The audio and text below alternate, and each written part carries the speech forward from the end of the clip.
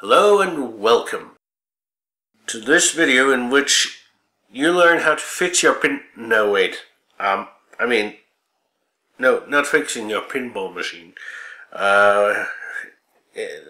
Instead, we're looking at a program that allows you to create your own pinball tables, namely Pinball Construction Set for the Commodore 64.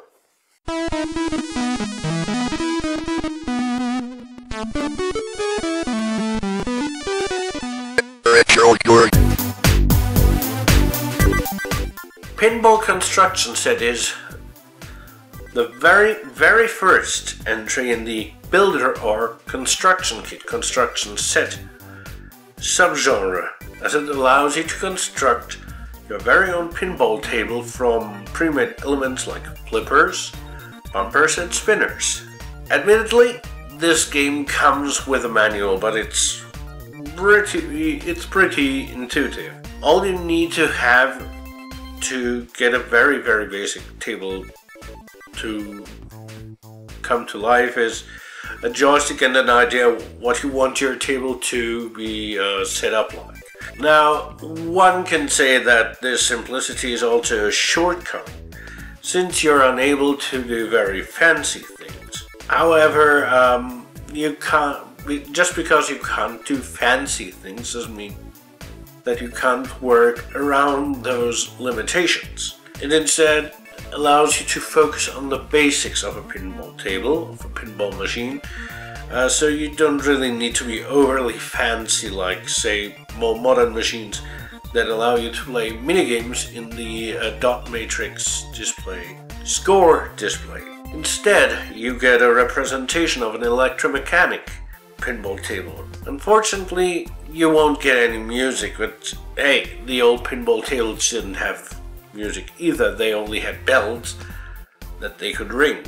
Now, what I could do is try giving you a brief overlook of all the pinball tables created with Pinball Construction Set. The tables all can be exported to run on their own without having to have PCS on the computer or in your floppy disk drives. According to the GameBase 64 collection, however, there are at least 238 different pinball tables created with this program. By the way, the creator, Bill Budge, he originally wrote this for the Apple II, which explains the cursor-driven controls. So, what did people at that time say about this program? Steve Wozniak, also known as The Woz, and some people might think of him as being the other Steve of Apple. He was the other part of the founding fathers of Apple. Wozniak considered it to be the greatest program ever created, ever written. Sorry, I don't want to misquote him, but he considered it the greatest program ever written for an 8-bit machine. In 1983, Computer Gaming World considered the software toy revolutionary and the user interface almost magical. And even in 1988, when gaming had somewhat moved on, the magazine Compute wrote it to be a programming work of art and something that will never grow old.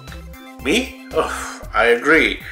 It's probably one of the inspirations behind more modern systems that allow you to recreate pinball tables, specifically visual pinball, which takes the drag and drop of PCS and combines it with the more powerful programming language backend.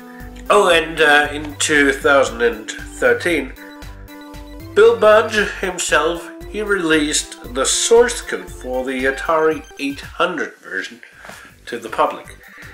Now that's pretty cool if you ask me.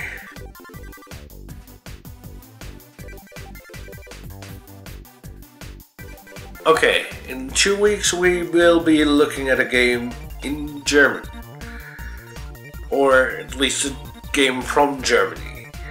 But don't worry, it doesn't seem to have a lot of German text, but probably a lot of machine codes, seeing as it is Cyborg 2900.